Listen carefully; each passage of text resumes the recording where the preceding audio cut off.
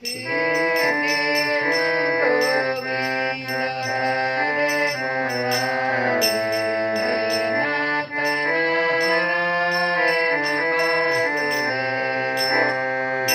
वासुदेव। श्री कृष्ण गोविंद हरे मुरारी, नाथ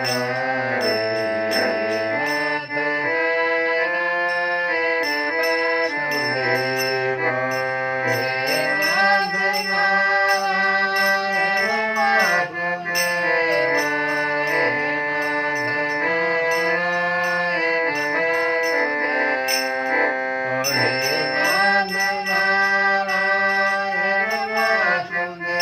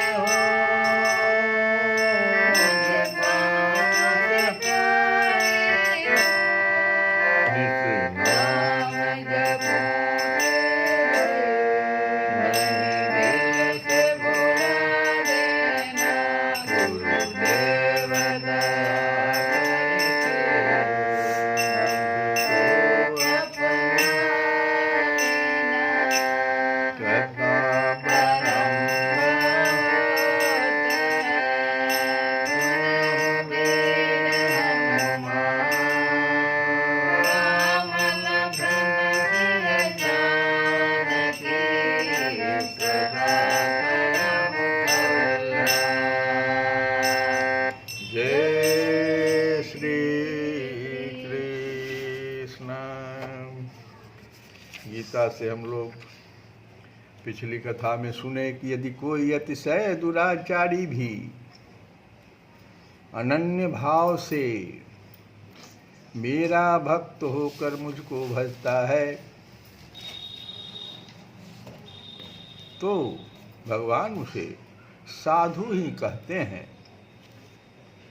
और आगे कहते हैं कि क्षिप्रम भवति धर्मात्मा सस्वतु शांतिं निगच्छति कौन्तेय प्रतिजानीहि नो मे भक्तः प्रणश्यति। कहते हैं वह शीघ्र ही धर्मात्मा हो जाता है और सदा रहने वाली परम शांति को प्राप्त होता है। इसलिए हे अर्जुन, तू निश्चय पूर्वक सत्य जान कि मेरा भक्त नष्ट नहीं होता। कहते हैं कि जो मेरा भक्त होता है, अर्जुन से भगवान कह रहे कि तू निश्चय पूर्वक सत्य जान। कौन्तेय प्रतिजानी निश्चय पूर्वक, प्रतिजानी निश्चय पूर्वक सत्य जान। क्या सत्य? कि मेरा भक्त नष्ट नहीं होता। अनेकों उदाहरण हैं ऐसे। अभी हाल का एक उदाहरण है, श्री बिल्व मंगल जी का। दक्षिण के कृष्णवेणी नदी के तट पर एक ग्राम में रामदास नामक भक्त ब्राह्मण निवास करते थे। बिल्व मंगल उन्हीं के पुत्र थे। पढ़े लिखे थे, शांत शिष्ट साधु स्वभाव थे, परंतु पिता के मरने पर कुसंग में पड़कर ये अत्यंत ही दुराचारी हो गए। वेश्या के यहाँ पड़े रहना और दिन रात पाप कर्म में रत रहना ही इनका काम हो गया। चिंतामणि नामक एक वेश्या पर ये अनुरक्त थे। वेश्या नदी के उस पार रहती थी। पिता का श्राद्ध था, इसलिए वे दिन में उसके घर नहीं जा सके। तब तन घर में था पर मन कहाँ था? मन वहाँ लगा हुआ था वेश्या क्या। श्राद्ध का काम समाप्त होते होते शाम हो गई। वे जाने को तैयार हुए। लोगों ने कहा आज पिता का श्राद्ध है, मत जाओ, परंतु उनकी कौन सुनता। दौड़े नदी तट पर पहुंचे, तूफान आ गया, मूसलधार पानी बरसने लगा। केवटों ने डरकर नावों को किनारे बांधकर पेड़ों का आश्रय लिया। बड़ी भयावनी रात हो गई। इन्होंने केवटों को समझाया, लालच दिया, परंतु जान देने को कौन तैयार होता। इनकी तो लगन ही दूसरी थी। कुछ भी आगा पीछा न सोचकर वे नदी में कूद पड़े। किसी स्त्री की सरी लाश बही जा रही थी। अंधेरे में कुछ सूझता तो था ही नहीं। फिर वे तो उस समय कामांध थे। उन्होंने समझा लकड़ी है और उसे पकड़ लिया। न मुर्दे का ख्याल न दुर्गंध का। दैव योग से पार पहुंच गए और दौड़कर चिंतामणि के घर पहुंचे। घर का दरवाजा बंद था, पर इनकी छटपटाहट तो अजीब थी। उन्होंने दीवार फांद कर अंदर जाना चाहा। हाथ बढ़ाया, एक रेशम का सा कोमल रस्सा हाथ लग गया। वह था काला नाग सर्प। फन दीवार पर था, नीचे की ओर लटक रहा था। ये उसकी पूंछ पकड़कर ऊपर चढ़ गए। भगवान की लीला थी, सांप ने इन्हें काटा नहीं। इन्होंने जाकर चिंतामणि को जगाया। वह इन्हें देखते ही सहमी सी रह गई। उसने कहा, तुम इस माया भयावनी रात में नदी पार होकर बंद घर में कैसे आए? बिल्व मंगल ने काठ पर चढ़कर नदी पार होने और रस्सी को सहायता से दीवार पर चढ़ने की कथा सुनाई। वृष्टि थम चुकी थी। चिंतामणि दीपक हाथ में लेकर बाहर आई। देखती है तो दीवार पर भयानक काला नाग लटक रहा है और नदी के तीर पर सरा मुर्दा पड़ा है। बिल्व मंगल ने भी देखा और देखते ही वे कांप उठे। चिंतामणि ने भर्त्सना करके कहा कि तू ब्राह्मण है और अरे आज तेरे पिता का श्राद्ध था, परंतु एक हार मांस की पुतली पर तू इतना आसक्त हो गया कि अपने सारे धर्म कर्म को तिलांजलि देकर इस डरावनी रात में मुर्दे और सांप की सहायता से यहाँ दौड़ाया। तो आज जिसे परम सुंदर समझकर इस जगह पागल हो रहा है, उसकी भी एक दिन भी वही दशा होगी और तेरे आँख के सामने इस सरे मुर्दे की तरह हो जाएगा। धिक्कार है तेरी इस नीच वृत्ति का।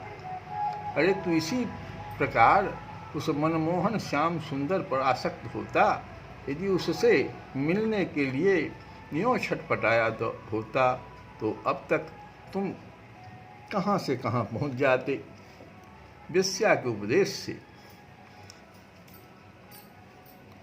उनका मन, बिल्वमंगल जी का हृदय भी नवीन सुरों से बज उठा। विवेक की आग धधकने लगी। उसने उसके कल्याण को, उसके कलमश को जला दिया। अंतःकरण की शुद्धि होते ही भगवत प्रेम का समुद्र उमड़ा और उनकी आँखों से अश्रुओं की अजल धारा, अजस्त्र धारा बहने लगी। बिल्वमंगल ने चिंतामणि के चरण पकड़ लिए और कहा कि माता, तूने आज मुझको विवेक दृष्टि खोल दिया, कृतार्थ कर दिया। मन ही मन चिंतामणि को गुरु मानकर प्रणाम किया। इसके बाद रात भर चिंतामणि उनको भगवान श्री कृष्ण की लीला गाकर सुनाती रही। बिल्वमंगल पर उसका बड़ा ही प्रभाव पड़ा। वे प्रातःकाल होते ही श्री कृष्ण के पवित्र चिंतन में निमग्न होकर उन्मत्त की भांति चिंतामणि के घर से निकल पड़े और बिल्वमंगल के जीवन नाटक का पर्दा बदल गया। तो इस प्रकार से जो देखो जो कैसा दुराचारी और किस प्रकार से वह बदल गए। तो ये सब भगवान की कृपा से, कहते हैं भक्त का अमंगल हम नहीं होने देते। अब हम लोग विनय पत्रिका से एक भजन कि राम सनेही सौ तीन स्नेह कियो, राम सनेही सौ तन स्नेह कियो, अगम जो अमरनि हूँ सो तन तो ही दियो, राम सनेही सो तन स्नेह कियो। कहते हैं तुलसीदास कि अरे जिन्होंने तुझे देव दुर्लभ मनुष्य शरीर दिया, उन परम प्रेमी श्री राम जी के साथ तूने प्रेम नहीं किया। उन्होंने ऐसे अच्छे कुल में तुमको जन्म दिया और सुंदर शरीर दिया है, जो अर्थ धर्म काम और मोक्ष का कारण है, जिसे पाकर ज्ञानी लोग भगवान कृष्ण के परम पद को प्राप्त करते हैं। दियो सकुल जन्म शरीर सुंदर, हेतु जो फल चारि को, जो पाई पंडित परम पद पावत, पुरारी मुरारी को। वह भरत खंड समीप सुरसरी, थल भलो संपत्ति भली, तेरी कुमति कायर कलय वल्ली, चाहती है विष फल फली। कहते हैं तुलसी बाबा कि देखो ये भारतवर्ष देश, पास ही देव नदी गंगा जी, कैसा सुंदर स्थान जहाँ तुम्हारा जन्म हुआ है, साथ ही सत्संग भी उत्तम है। इतने पर भी अरे कायर, तेरी कुबुद्धि के कारण इन सब साधनों की कलमस्ता ही